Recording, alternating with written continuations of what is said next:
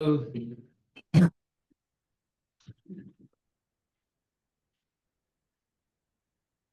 share my screen here.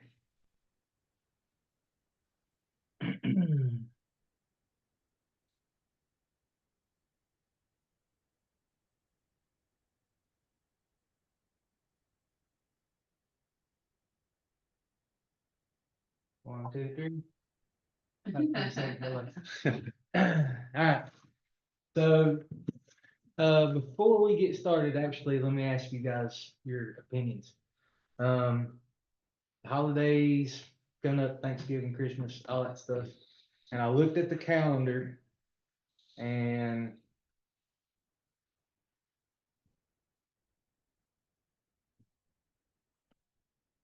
if I can get my calendar to go again. Um, the next time we would meet would be the 26th. So that would be Thanksgiving Eve. So you won't do that. So probably not do that. People will be busy with things. Then the next time would be the 10th. Everybody good with that, you think, in December? And then the next time would be Christmas Eve, so we won't do that. Come And on for so Christmas Eve service and Bible study. the 14th of January. Oh, So we'll have How many more do you have? How many more sessions do you have? we're about halfway through. Okay, So so, yeah. So, yeah, we've got plenty more to go. I just wanted to get opinions on if people would, if it would be better to wait or go ahead. So we'll go ahead and, this will be it for this month. And then we'll do one in December. That way we don't forget that we're doing it. And then we'll come back on the 15th. Yeah, that'll be good. Okay, and so just to recap kind of where we've been, what we've been talking about, because it has been a few weeks this time. Sorry. And I told Jeremy, I've got to start setting alarms on my calendar and things and that's where, like, when I talk about the other elders and their strengths versus my weaknesses and things, I'm not good at administration. That's not my gifting. I like to teach. I love to study and teach. I'm perfectly happy in that little bubble and world. But the 5th Wednesdays, we're supposed to do family nights, and I forget it every time. I always forget it. Do you want me to remember for you? Yeah. Help me remember that. And we need to remember it a month ahead of time. But I've got to do better with that next year, because that's kind of when we're supposed to keep people updated, which we do keep people updated on the board out there. But it's still, There's food at those. there's food, Important. there's fellowship. And makes dessert for that, so. it's Yeah. important. We get Ann's desserts that she makes sometimes. So yeah, but okay, so we've been talking about, we've really been focusing a lot in Genesis here lately. And we got to the Tower of Babel and said that there's details in Deuteronomy that help kind of fill that story out that you may not get at first when you just read Genesis by itself.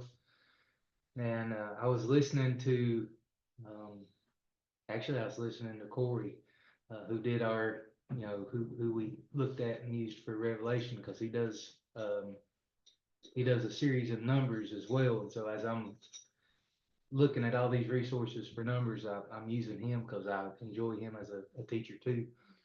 But he brought to my attention today, I listened to several as I was working, and we don't realize that, like, in the Torah and the Hebrew Bible, like Genesis is its book, but then the Exodus, when it starts, like the first words in Hebrew are "and then," and so you're supposed to be looking at it as, not the close of this book, the start of this one, but this is one big story.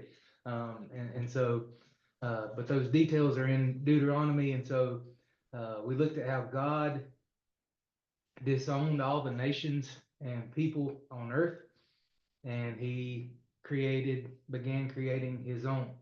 And so that began with Abraham, and that nation would positively affect all other nations. But there would be conflict, and the gods of who are set over those other nations have their own kind of rebellion, and they don't go quietly. And so they don't know all the details of God's plan about the Messiah, and obviously not about the crucifixion, resurrection. But they do know about the seed promise in Genesis 3:15. And so they are putting Israel in their crosshairs. And as God's people begin to multiply in Egypt, God has a showdown with those other gods. And so if you remember, Joseph's brother sold him into slavery, and he ended up in Egypt.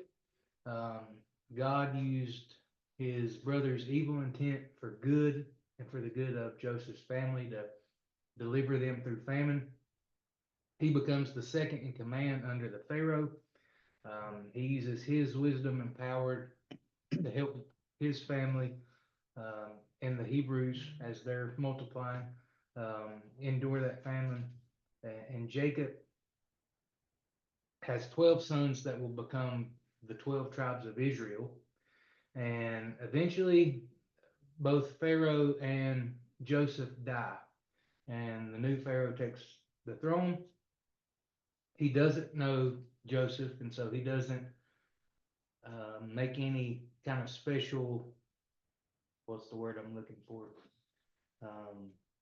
He doesn't treat Joseph's family special concessions. That was the word I was looking for. Make any Privilege. special concessions for the family. He only sees these people are Hebrews and they're multiplying rapidly. And so he begins to enslave them and oppresses them. And we know that at one point he starts killing the children. And Moses survives that infanticide and is adopted by Pharaoh's daughter. Moses grows up in the palace, but eventually has to flee. And he becomes a shepherd for 40 years, and then God sends him back, appearing to him in the burning bush. And we know from our study, hopefully last time, that it's actually Jesus that's appearing to Moses in the burning bush. And Moses' charge was to return to Egypt until Pharaoh let my people go. Pharaoh refuses because in his mind, he is God incarnate. And he has a pantheon of gods on his side. And so his question is, who is the Lord? Who is this God that I should pay attention to him? And so God shows him who he is and what he's capable of. And so through the plagues, you remember in our Exodus study, if not, it's on the website. You can go back and look at that. But through those plagues, God is directly challenging each of those gods in Egypt.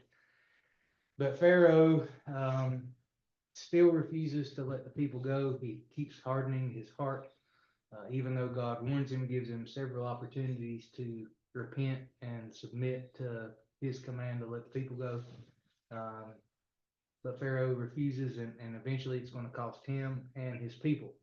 So every firstborn in Egypt would be sentenced to die, basically. The only thing that could save your household was the blood that was put on the door frame of the house that when they sacrificed the lamb. And so all of that happens, and then word begins spreading very quickly about what the God of Israel did to the Egyptians. And so by the time Moses gets back to his father-in-law has already heard of this and says, now I know that Yahweh is greater than all the gods. What? Okay, so in that Exodus story, God calls Israel his firstborn son. So why do you think God called Israel his firstborn son?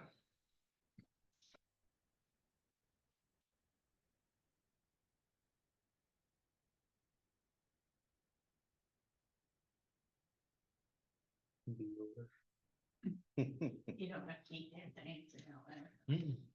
I can't remember, was it through the line of David or something like that? Or, no?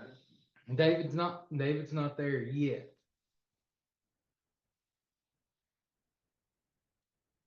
I looked it up and forgot everything about it.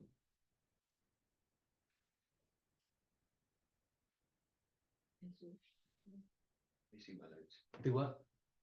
Who's looking? Who's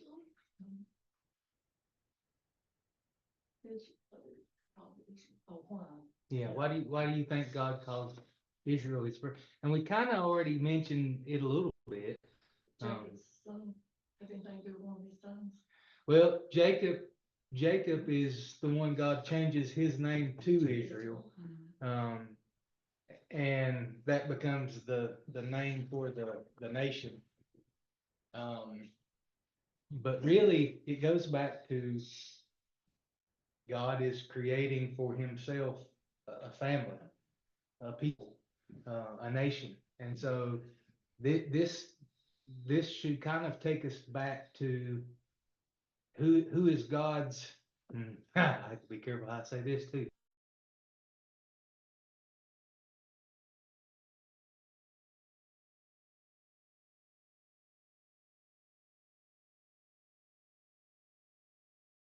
Kind of the purpose of Israel is the same purpose that God wanted for Adam. God wanted a family. He wanted to live with that family in his creation. And he wanted both his unseen and unseen family to.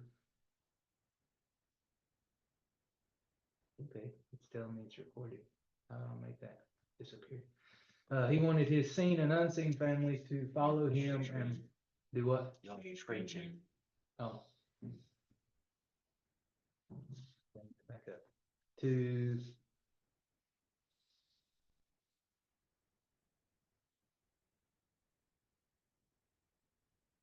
Oh. I'm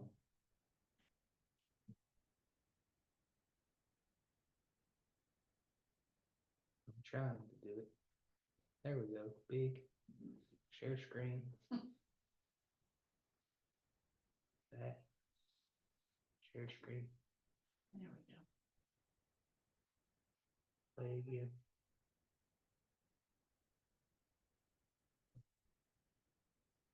Okay. All right. So he wanted both his seen and unseen family to love and follow him. And he wants the entire earth to become a beautiful garden like Eden. Because remember, Eden was not the whole earth. Eden was a location on the earth. And they're supposed to be fruitful and multiply, kind of spread that order and beauty to the rest of the world. And so that's when we get here in a few weeks, as we're in Numbers, that's kind of what's happening there too. So like God has his presence in the tabernacle, and so he's already kind of established this little garden where he's going to walk with his people and dwell with his people in the tabernacle. And in Numbers, we'll see that the 12 tribes are situated around that tabernacle in a certain order for basically a military campaign. But when they get into the promised land, they're no longer in that order. They start spreading out. And that's kind of the same picture we're supposed to see again. But God disowned that family at the Tower of Babel. And so he was without a family until he called and multiplied Abraham. And so now he was wanting to bring this new family to image and represent him to other nations. And so, in a sense, Mount Sinai, when they're at Mount Sinai, that's kind of like a homecoming. God has gathered his people around the mountain to receive his instruction, his law, and the host of heaven is also there. and they watch and bear witness to the covenant that God makes with his earthly family. So Stephen tells us that angels were, or Stephen, I like how Matt said Stephen, because we always say Stephen, it's the same kind of thing, but, in Acts 7, which of the prophets did your fathers not persecute, and they killed those who announced beforehand the coming of the righteous one, whom you have now betrayed and murdered, you who received the law as delivered by angels and did not keep it. And so, Deuteronomy 9 and 10 says that the law was written with God's own finger, and then the angels were present to see this covenant. And after the covenant was declared, we see something that should kind of be familiar to us again. The people are sprinkled with blood as a sign of, hey, you've entered this covenant with God, and then God shares a meal with the 70 elders of Israel. And so, next question, why did God give Israel the law?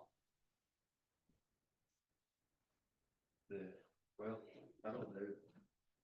By that narrative through my understanding, through the law, you can see that it's unachievable, I guess, Okay. without God.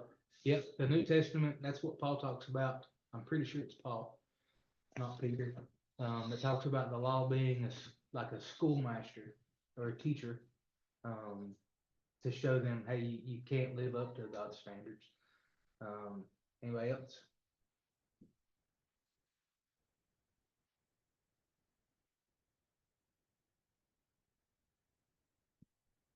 Okay. Y'all are quiet today. And that does happen.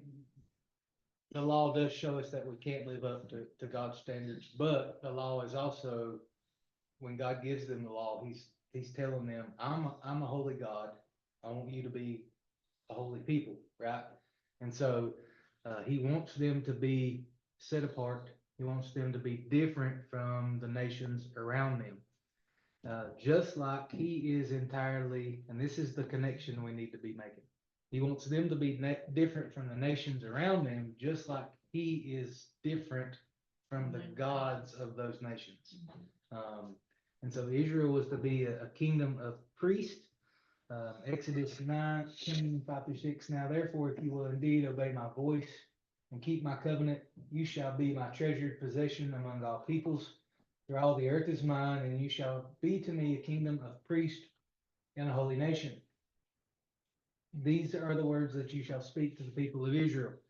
And so, as God's son, as God's representatives, image bearers, they were to be a blessing to all the nations. And this will come, we'll talk about this again in Numbers 2, because here God tells them, you're going to be a kingdom of priests. But does that happen? No, you can shake your head no. I'll give you the answers. No. All right. So who are the priests? Who ends up being the priests? It's a certain tribe. Does anybody? The Levites. And do you know why? Do you remember why? You'll get bonus points. Okay. Remember the golden calf incident. The Levites were the only tribe that didn't worship the golden calf. Okay. That's why they get to be the priests and the rest of the nation isn't. And so by the time we get to Numbers, God's going to say, I'm taking the Levites, they're mine, and all of your firstborn should have been priests. And since they can't be, but you owe me their life, you're going to have to pay a redemption price for their life.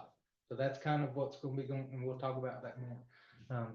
But all of this, see, it all connects. And so, being right with God, is one way we can talk about salvation, right? Israel's salvation didn't come by obedience to God's law and obeying his rules. I hope we've made that clear.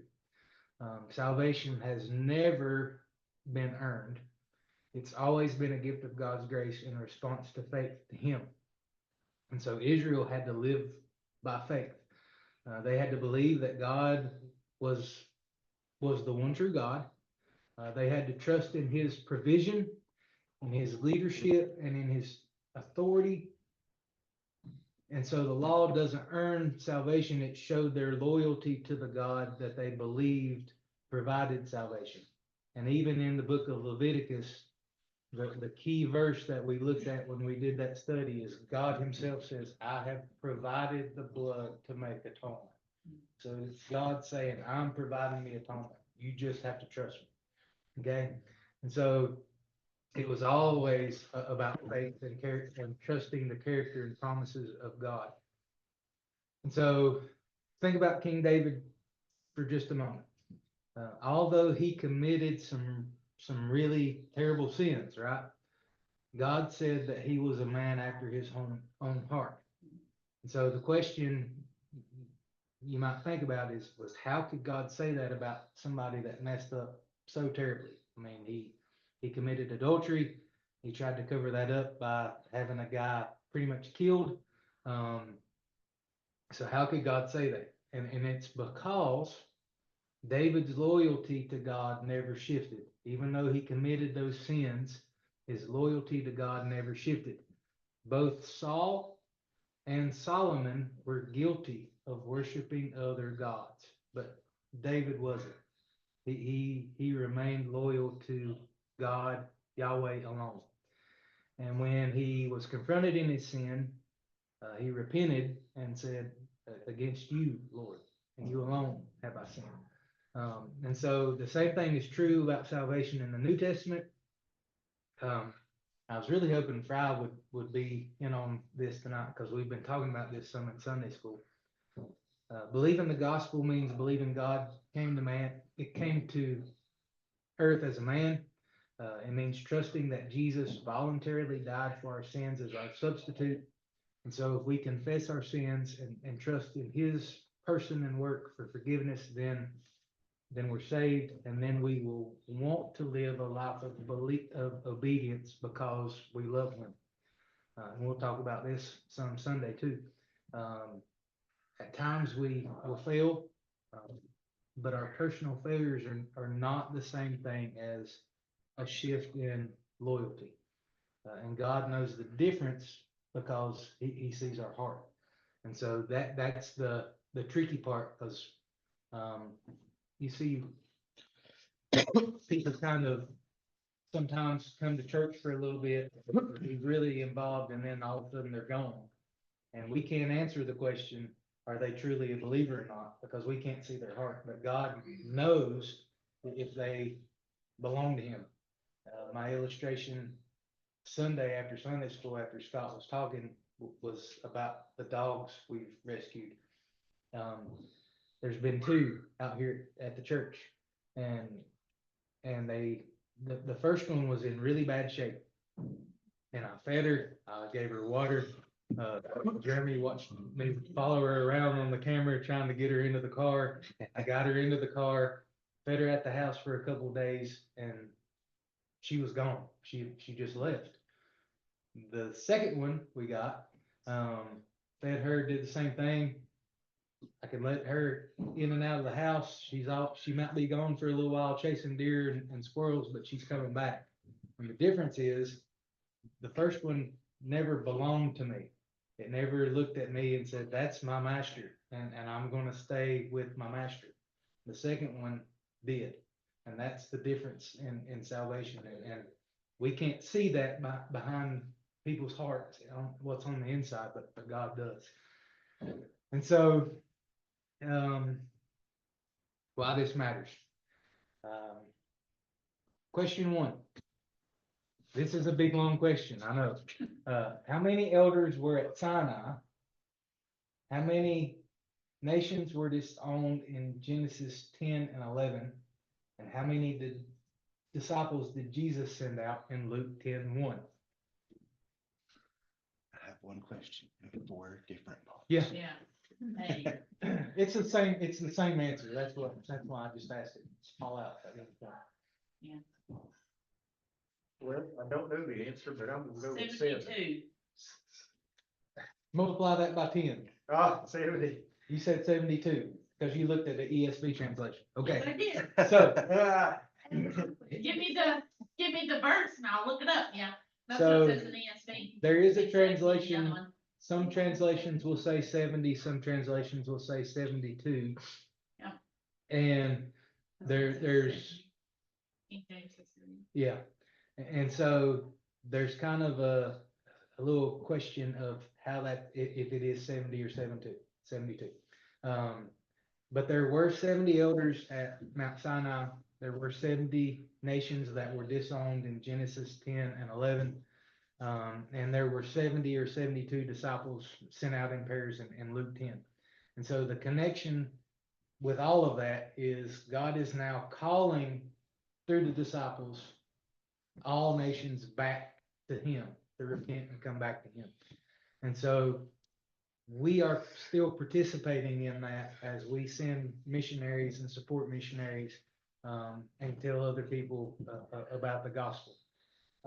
And so that's the connection that we need to be making. Second question.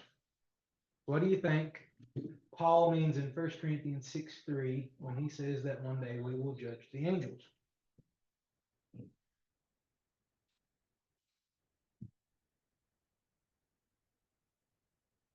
Has anybody ever read that and thought, what does that mean? We, will be greater than the angels, I guess. Okay, Well, do we, see, what is it? Oh, shoot.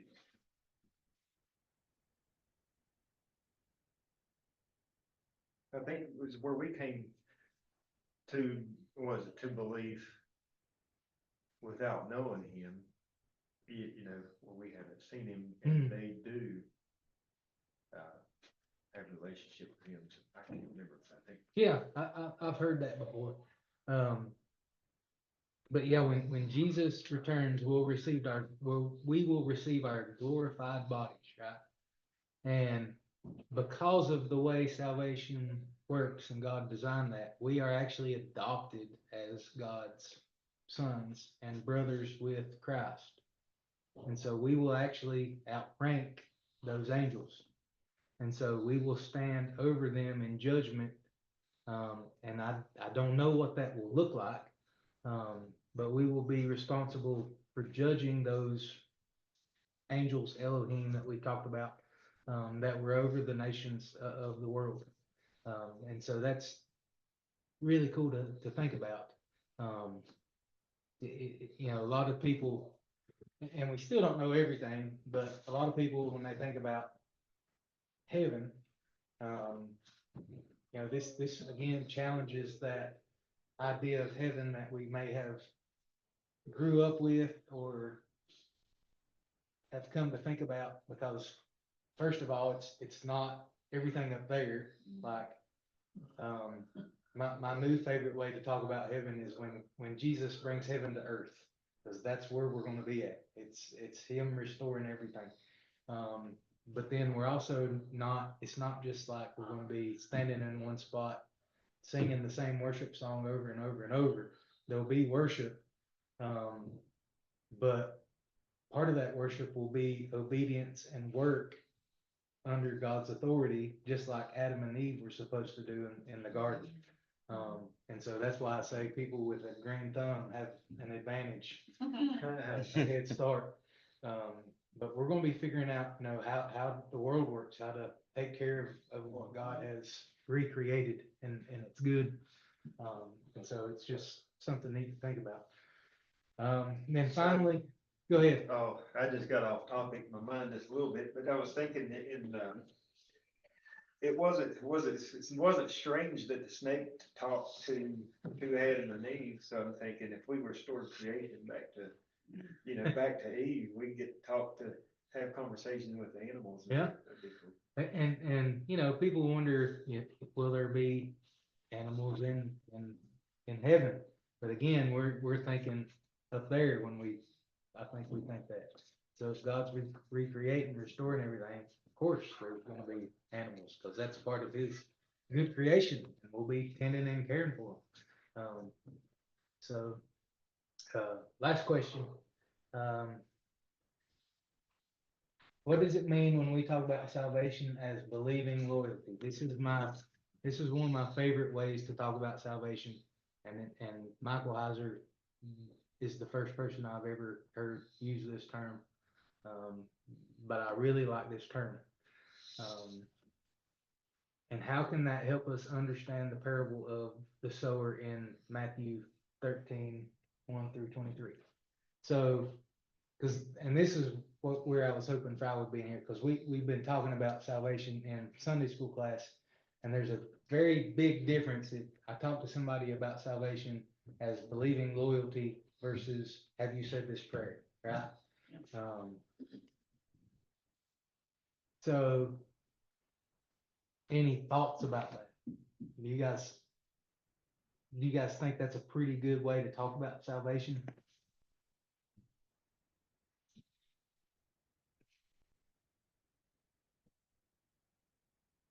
Yeah, I think you just have to, the wordplay is weird. Mm. Like, you're not saying, I don't think you're saying, like, believing, there's a word missing there. It's not believing in loyalty, but it is It's the believing. loyalty Yeah, of believing, yeah, right? right. I think, Yeah, and so if I were to because that's a explain this, wordplay thing that people could be confused by. yeah, I get that. And that's why I think God gives us so many different pictures of salvation, is Yeah. to help us understand if we misunderstood this picture that he gives us, there's another picture here to where we can be like, oh, well, that makes more sense to me of what it is. And so, but for me, like, this answers a lot of questions people have, because like, it's not just a mental knowledge or an accumulation of facts. It's this matters to my life now. Like, this changes everything.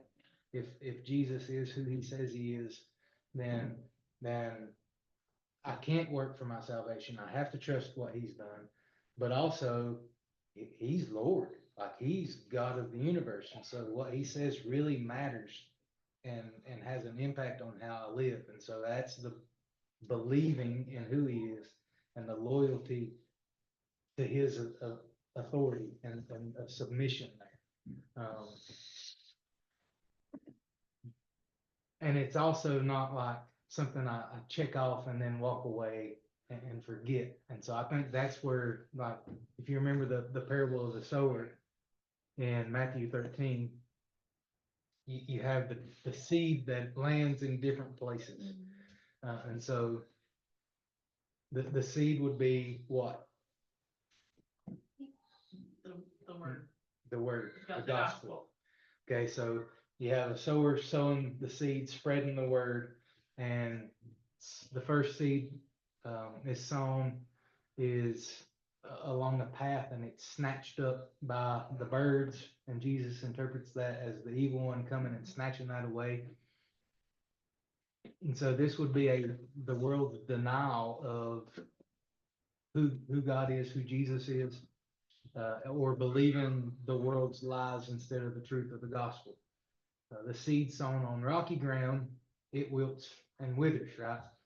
And so the circumstances that happen in someone's life make them not trust in God's plan and provision. And so they abandon that belief and stop being devoted to God.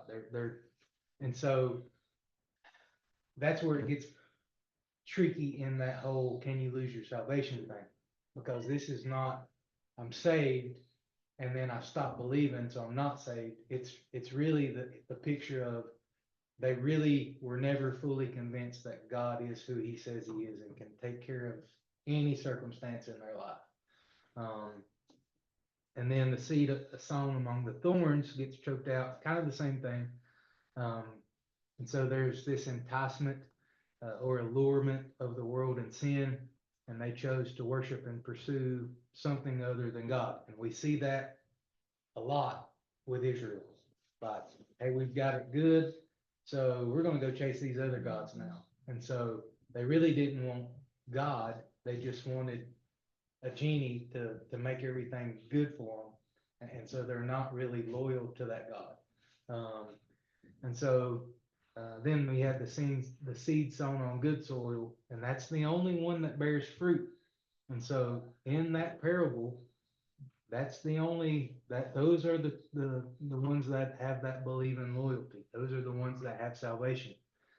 Matthew 7:15-20, Jesus talks and says, you will know believers by their fruit. And doesn't say you will know believers if they grow fruit. It says you will know them by their fruit. Fruit is expected because fruit is the direct result of new life.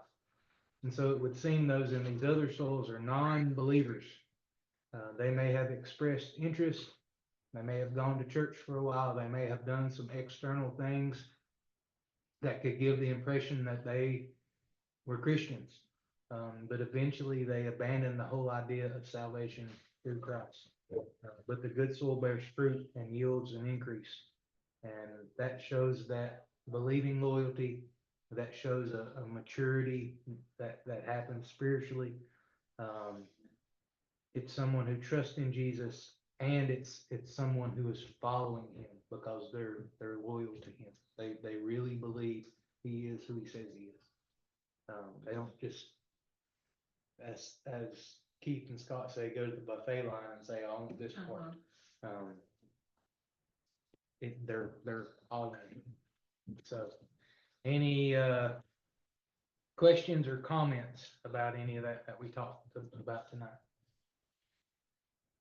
So with what I'm hearing with that, it's really like believing with intentionality behind it. It's not just this, the Bible talks about you believe in God, good, so do the demons. Yeah. It's not enough to just intellectually acknowledge God. There has to be intentionality behind the belief that you have in God, in that it causes you to act in a certain way. Yeah. That shows the alliance that you're creating with God with your belief, because it's because you're putting yourself underneath the authority of God in that belief, and tying your belief to your loyalty to who you understand God to be. Is that right? Is that kind of, am I on the right track there? Yeah, and I think just the thing that came to my head maybe as an example just off the bat is if I'm sitting at home and I hear my smoke alarm go off and my kids run out the door and say, hey, the house is on fire, it's really bad. If I sit there in my recliner, that's not belief. Right. If I move and run out of the house, that's belief, and I've acted. Right. It's not just saying, okay, I acknowledge that. It's moving us to action. Yeah. That intent you're talking about. Okay, because I guess I was kind of similar to Amanda. I was weirded out by the wording of that, but now that I kind of understand the concept behind it, it makes I see why it ties into the rest of it, because it's for the gospel to really reach into someone's life and create that change that we preach that is so wonderful. There has to be action that comes after it. It's not the action isn't the requirement for salvation. That's the faith in it. But there needs to be some kind of outcome from that results in fruit being bared by the person who's receiving the gospel in that. Yeah, and that's why I think, when you get to James, James says faith without works is dead. And yeah.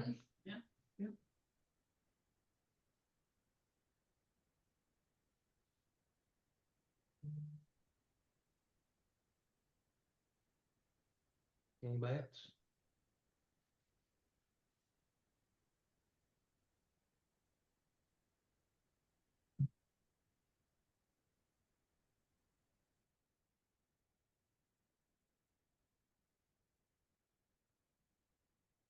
All right.